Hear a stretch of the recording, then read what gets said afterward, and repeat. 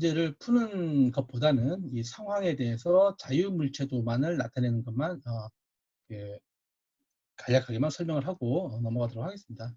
자, 매달려 있는 신호등인 경우를 한번 보도록 하죠. 자, 우선 상황으로는 이러한 상황이 되겠죠. 벽에 어떤 그 고정할 수 있는 벽이 아니겠죠. 이게 뭐지? 그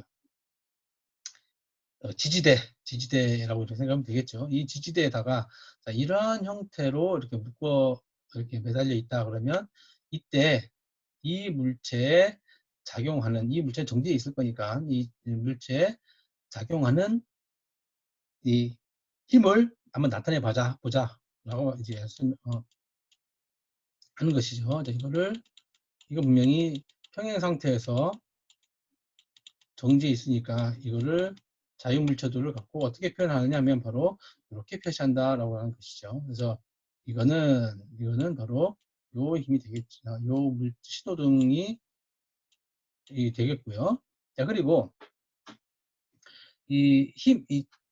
그 각각의 요 신호등에 작용하는 힘을 보게 되면 분명히 아까 얘기했던 앞서 얘기했던 것처럼 이 줄의 질량이라든지 무게라든지 뭐 이런 부분들은 생각하지 않는다, 무시한다라고 이렇게 했었죠. 그래서 요 위치에서나 똑같은 힘이 작용한다라고 하는 것을 알 수가 있겠습니다. 즉 신호등이 달려 있는 요 끝의 힘이나 요 중간에 매달리는 요 힘이나 같다라고 이렇게 앞에 그 전제에서 얘기를 했었습니다. 그래서 이 위치를 신호등이라고 하고요. 그러면 이렇게 약 37도의 각도를 가지고 있고 이쪽 방향으로 작용하는 힘, 그리고 이쪽 방향으로 작용하는 힘, 그리고 요 중력 방향으로 작용하는 힘이 각각 존재한다라고 하는 것이죠. 그래서 이걸 자유물체로 나타내 보게 되면 총 3개의 힘이 이 신호등에 작용을 하고 있다라고 이렇게 설명을 할 수 있다는 것입니다. 다음 예제로 이제 그 비탈길에 서 있는 자동차를 한번 보도록 하겠습니다. 자, 우선 이 상황에 대해서 한번 자유물체들을 가지고 설명을 해보자. 즉, 이 자동차가 이러한 이 상황에 놓여 있을 때 자유물체들은 어떻게 되느냐를 이렇게 나타내 보는 것이죠. 우선은 법선력이라고 하는 것은 분명히 항상 이 표면과 작용하는 표면에 수직으로 작용하는 수직항력이라고 하는 게 있었지요. 그 수직항력은 항상 이 표면에 물체가 닿고 있는 요 표면에 항상 수직으로 이렇게 작용을 하게 된다라고 하는 것만 참고로 이해를 해주면 좋겠습니다. 그래서 요거를 그림으로 나타내는 게 바로 요 힘이 되겠죠. 이 수직항력이 될 것 같고요. 자, 그리고 이 물체가 어, 실제 지구 중심 이쪽일 테니까 요 지구 중심에서 부터 작용되는 그 힘은 이렇게 작용을 하겠죠. 자, 지구 중심으로 향하는 중력은 이렇게 수직항력과 어떤 일정한 각도를 이루고 이렇게 작용을 하고 있다라고 하는 것을 지금 보여주는 예제가 되겠습니다. 그래서 결국 여기에 작용되는 힘은 법선력 N과 수직항력 N과 중력이라고 하는 FG가 이렇게 작용을 하게 될 것인데 아까 앞서 이 책이 놓여 있는데 움직이지 않는 그런 상황하고 똑같이 생각을 해보게 되면 분명히 그 수직항력하고 중력은 서로 그 방향이 다르고 크기가 같은 경우를 말했었죠. 자, 그런데 이와 같은 경우를 보게 되면 방향은 그 평행을 이루고 있지 않고 평행을 이루지 않고 어떤 각도를 이루고 있다라고 하는 것을 알아두면 좋겠습니다. 자, 이거는 그 각도가 약 세타 정도 되겠죠. 요 기울어진 정도만큼이 될 테니까. 그래서 그 지구의 수직 방향으로 이렇게 가고 있는 부분은 힘 FG라고 이렇게 요 힘으로 이렇게 표시할 수 있고요. 그리고 이 차가 놓여 있는 그 지표면과 맞는 힘은 수직 항력 N으로 이렇게 표시할 수 있겠다는 것입니다. 그래서 이 옆에 자유물체도의 그림은 이 힘은 또 어떻게 분리를 할 수 있느냐면 우리가 벡터의 그 분석, 벡터의 성분을 얘기를 생각해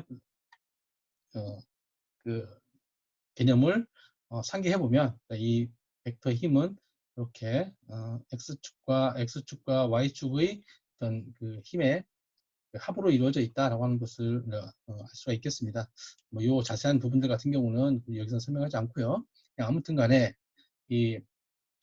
이러한 상황에 대해서 자유물체도를 나타냈을 때 이 물체에 작용하는 힘이 과연 어떻게 표현될 수 있는가, 자유물체도를 갖고 어떻게 표현될 수 있는가를 지금 알아보는 게 더 중요한 개념이 되겠습니다. 자, 다음 경우에 대해서는 에튜드 머신이라고 해서 우리 그 엘리베이터가 있어요. 그 엘리베이터에 보면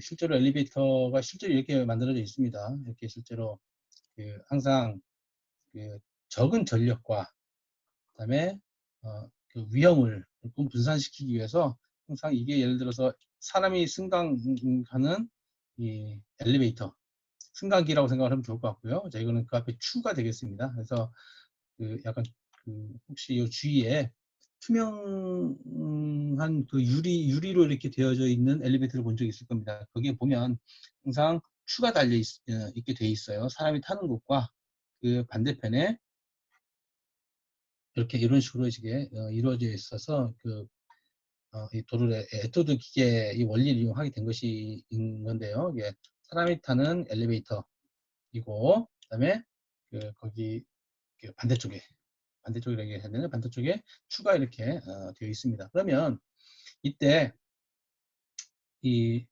이 엘리베이터가 위로 올라갔다가 내려갔다라고 하는 그런 상태를 지금 나타내 보고자 하는 겁니다. 그래서 질량 이거 같은 경우는 관심 있는 이 부분이 두 개가 되겠죠. 이게 사람이 타는 것, 이거는 이 기계를 움직이게끔 하는 것이라고 이렇게 표시하면 될 것 같습니다.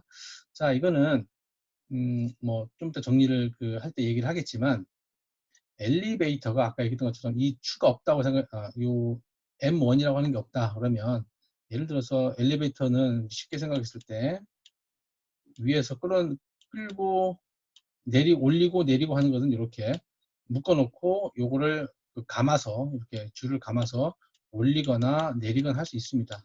그죠? 이렇게 할 수 있겠죠.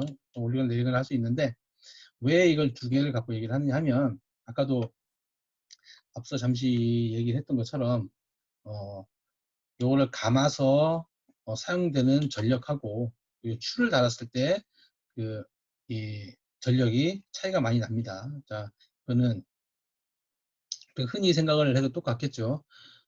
여기에서 이 모터에서 이 끈을 잡고 이 추가 없는 경우라면 요 M2를 순수하게 끌어올리는 힘이 필요한 것이고요. 그런데 M1이 있다면 외부에서 잡아당기는 그 외력이 또 한번 작용하는 것이기 때문에 혼자 이렇게 도르래 갖고 혼자 끌어올리는 것보다 여기서처럼 어떤 외부에서 M1이라고 하는 힘을 가할 수 있기 때문에 이렇게 사용을 하는 것이다 라고 이렇게 이해를 해보면 되겠습니다. 그래서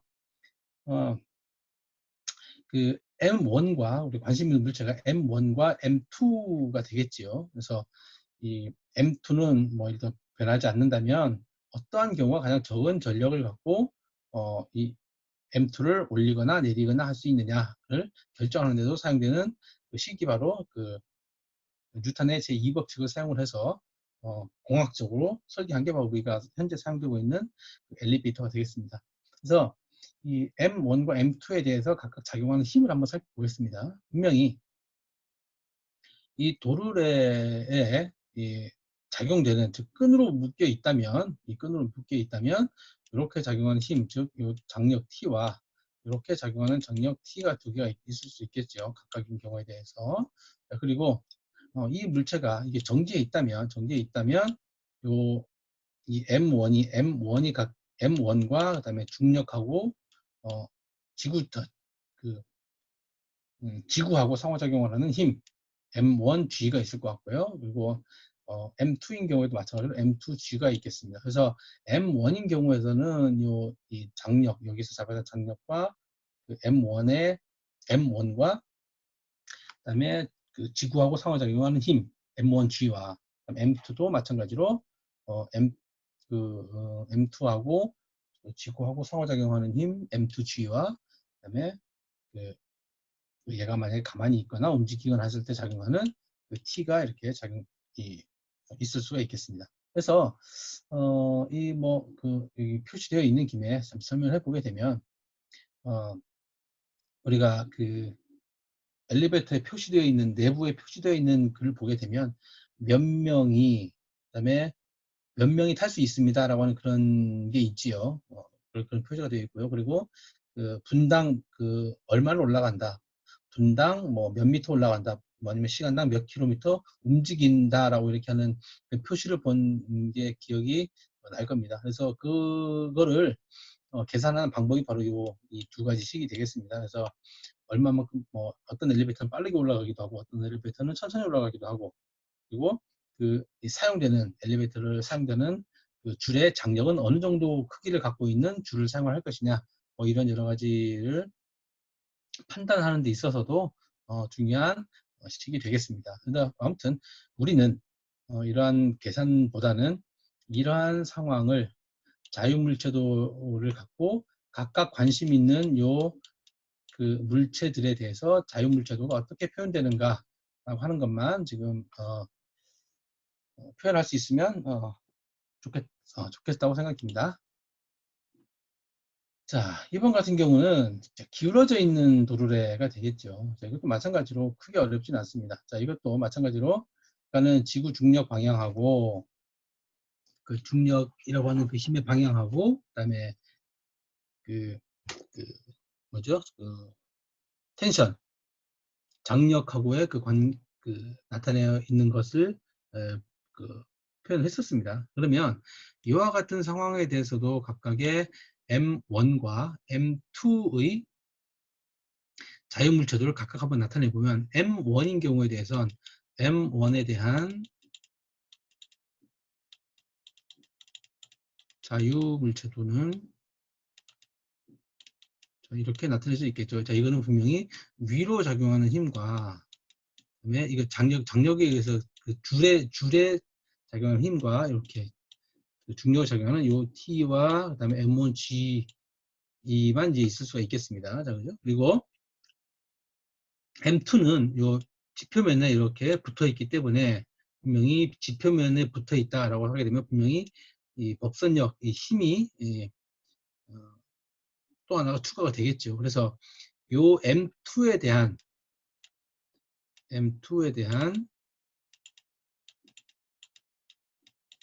자유물체도를 한번 나타내 보면 여기 작용하는 N과 여기서 이 N이라고 하는 것과 그다음에 줄이 잡아당기고 있는 요 장력 T 그리고 이 물체가 가지고 있는 중력에 대한 힘, 즉 M2G가 있겠죠. 그래서 M1인 경우에서는 자유물체도에 작용하는 힘이 두 개의 힘이 이렇게 작용을 하겠고요. 그리고 M2인 경우에 작용하는 그 외부의 힘은 세 개의 그 힘이 작용하는 것이다 라고 이렇게 이해를 하면 되겠습니다.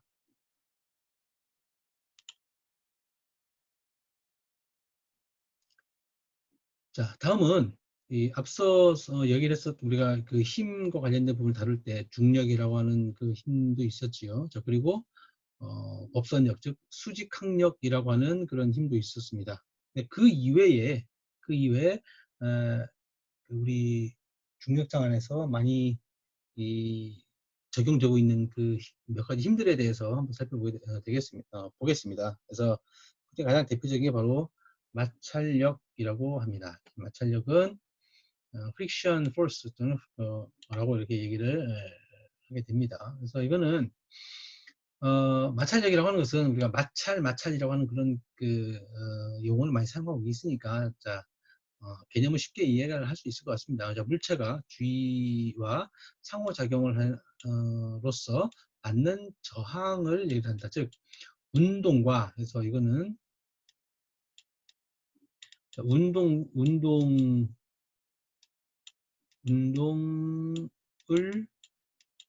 방해하는, 저항하는, 방해하는 외부의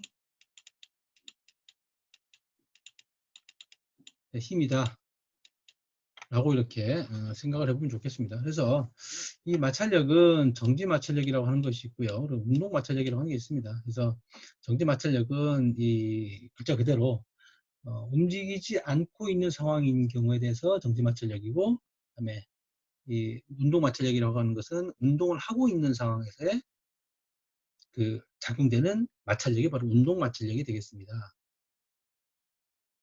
이거는 그림으로 이렇게 이해를 해보면 좋겠습니다. 전, 이 물체가 가만히 정지해 있다라고 이렇게 생각을 해 보게 된다면, 이 물체에 작용하는 이 자유물체도는 접촉되어 있기 때문에 이 수직 항력인 N과 움직이고 있지 않은 평행 상태라고 그러면 mg가 이렇게 있을 수가 있겠습니다. 자, 그런데 이 얘기는 요 A번과 같은 그림은 무엇이냐면 이 물체를 외부에 있는 힘 이렇게 계속 움직이려고, 즉 끌려고, 이쪽으로 밀려고 또는 끌든지 밀든지 움직이게 하려고 지금 힘을 가해주고 있는데 얘가 움직이고 있지 않다라고 이렇게 생각을 해보면 좋겠습니다. 그래서 근데 이 물체에 아까 이 책상 위에 놓여 있는 물리책에다가 계속 외부의 힘을 가해뒀지만 더 움직이지 않고 있죠. 그 얘기는 작용하는 힘의 합이 모두 제로다라고 하는 그런 개념이 되겠습니다. 자, 이것도 마찬가지로 힘을 이렇게 주고 있지만 움직이고 있지 않다면 분명히 이 N과 mg는 서로 그 크기가 같고 방향이 반대이기 때문에 제로인 것이고요. 움직이고 있지 않다라고 하는 얘기는 외부에서 주는 뭐 끌거나 밀거나 외부에서 F만큼 힘을 주고 있는데 그 반대로 어떤 힘이 작용하고 있기 때문에 얘가 움직이지 않고 있다라고 하는 것이죠. 그래서 움직이고 있지 않은, 즉 힘을 주고 있는데 움직이고 있지 않다면 총 힘은 1번 힘, 그 다음에 2번 힘, 3번 힘, 4번 힘이 작용을 하고 있다라고 하는 그런 것이 되겠습니다. 자, 다시 말해서 1번과 2번과 3번과 4번을 모두 합해도 제로가 된다. 있는 상태를 움직이지 않고 있는 물체에 작용하는 힘을 자유물체로 나타내 보게 된다면 총 4개의 힘이 있다라고 이렇게 설명할 수 있겠다는 것이죠. 그런데 어느 정도 쭉 힘을 작용하는데 움직이고 있지 않다가 만약에 이렇게 움직이기 시작했다, 운동을 하기 시작했다 그렇게 된다면 분명히 똑같이 어, 수직 항력도 작용할 것이고, 그 다음에 중력도 작용할 것이고, 그 다음에 외부에서 주어진 힘도 작용할 것이고, 마찰력이라고 하는 것도 작용하고 있을 것입니다. 즉 4개의 힘이 작용을 하고 있을 것입니다. 힘이 작용을 하고 있는데 어떤 거는 정지해 있고 똑같은 상황인데 이거는 움직이고 있는 것이죠. 자, 움직이고 있다. 즉 운동을 한다. 하는 그런 개념이죠. 그래서 똑같은 4개의 힘이지만 이 정지해 있는 이 상태와 그다음에 움직이는 상태, 즉 운동하고 있는 상태로 이렇게 나누어서 생각을 했을 때 여기서 바뀌는 힘의 크기를 보게 되면 바로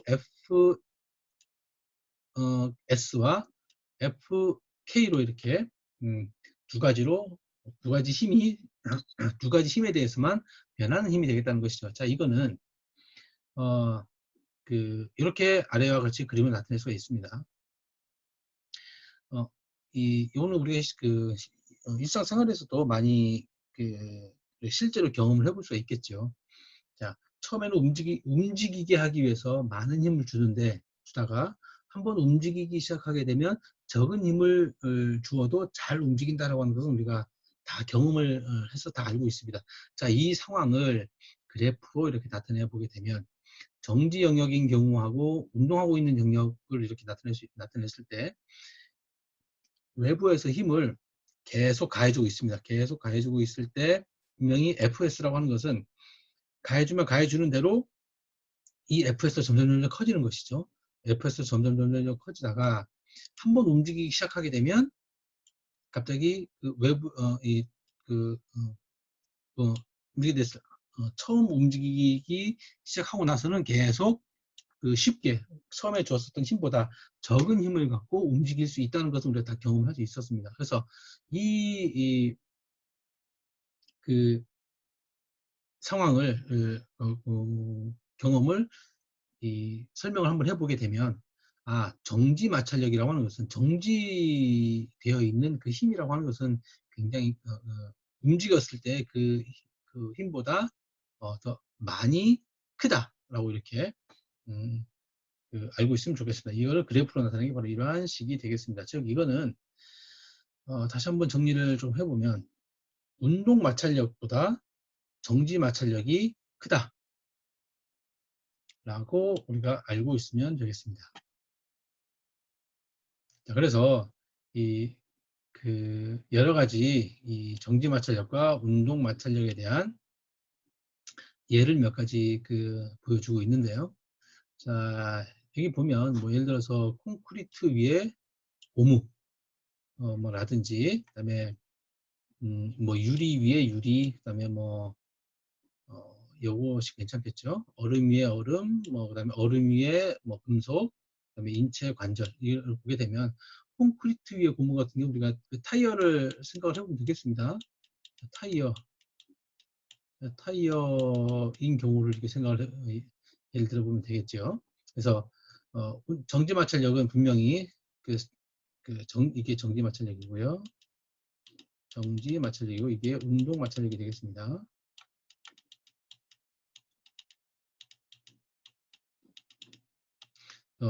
정지 마찰력과 운동 마찰력을 비교해 봤더니 콘크리트의 고무는 1.0 정도가 되고요. 그리고 운동 마찰력인 경우는 0.8 정도가 됩니다. 그래서 이 마찰 계수를 읽는 것을 읽는 걸 얘기를 안 했네요. 자, 여기서 뮤라고 있습니다. 뮤라고 있습니다. 이거는 이렇게 읽습니다. 뮤라고 이렇게 읽습니다. 여기서 쓰는 방법은 이렇게 씁니다. 그래서 우리 예전에 어디에서 사용됐던 거냐면 우리 그 기호를 얘기를 할 때 뭐 마이크로 이렇게 얘기했었던 적이 있습니다. 마이크로미터를 사용을 할 때 하는 그 기호와 똑같은 걸 사용을 하고 있습니다. 자, 그래서 뮤라고 읽고요. 이 뮤 S라고 하는 것을 정지 마찰력, 그다음에 뮤 K를 운동 마찰력이라고 표현을 합니다. 그래서 콘크리트의 고무는 1.0이고 운동을 시작하게 되면 콘크리트하고 위에 고무의 마찰력이라는 게 0.8이 된다. 라고 하는 것이죠. 그래서 이거는 뭐 이렇게 생각을 해봐도 될 것 같아요. 이 타이어의 마찰력이 정지에 있을 때 하고 운동을 하고 있을 때 또는 운동을 하고 있다가 정지를 하고자 할 때 그 타이어를 만드는 그 고무의 재질을 결정을 해야 될 때 이러한 개수들을 물리량들을 활용을 하고 있습니다. 예를 들어 유리 위에 유리라고 하는 0.94 정도가 되고 유리 위에 유리가 움직이고 있다면 0.4로 아주 많이 작아지고 있죠. 그리고 얼음 위에 얼음이 최초에 움직일 때는 0.1이 필요하지만 움직이고 있다면 0.03이 필요하다. 자, 그리고 이게 중요하게 될 것 같습니다. 자, 예를 들면 인체 관절인 경우 우리 인공관절도 있을 수 있겠죠. 인공관절을 만드는데 어떤 재질을 물론 그 생체하고 반응을 하지 않아야 되고 인체에 해롭지 않은 물질을 사용해야 되는 건 기본이 될 것이고요. 그리고 근데 움직이는 데 있어서 뭐 마모가 덜 돼야 된다거나 뭐 이런 조건들이 있겠죠. 그래서 그리고 아주 자연스럽게 움직이게끔 할 수 있는 그 재질을 찾아야 됩니다. 그래서 그 재질들 사이의 이 마찰을 시켰을 때 마찰하는 그 정도가 어느 정도 되는지를 측정해야 되겠죠. 인체 관절은 약 0.01 정도가 됩니다. 0.01 정도 되는데 움직이고 있을 때는 뭐 0.003 정도 마찰 계수를 갖는다라고 이렇게 할 수 있겠고요. 그리고 우리가 참고로 여기서 모든 값들은 이게 사실 근사값이 되겠죠. 뭐 종류라든지 재질의 상태라든지 뭐 여러 가지 환경에 따라서 다르기 때문에, 그래서 뭐 어떤 거는 마찰력 계수가 1이 넘는 경우도 사실 있기는 합니다. 그리고 중요한 개념 하나만 얘기를 하고 마무리하겠습니다. 우선 이 마찰 계수는 접촉면의 면적과는 뭐 거의 무관하다. 그냥 무관하다고 볼 수 있습니다. 그래서 뭐 면적이 더 넓다고 해서 운동 마찰력이 만약에 1이었는데, 예를 들어서 여기서 우리가 콘크리트 위에 공부가 1이었는데 그 면적이 넓으면 좀 더 빨리 움직이게끔 할 수 있다 라고 이렇게 생각할 수 있는데, 그렇지 않다라고 하는 걸 얘기하는 것이죠. 즉 면적의 값과는 관계없고, 그 다음에 그 형태라든지 이런 것과는 관계없고, 재료와 재료들 사이의 그런 특성들에 대해서만 관계를 한다라고 이렇게 기억을 해주면 좋겠습니다.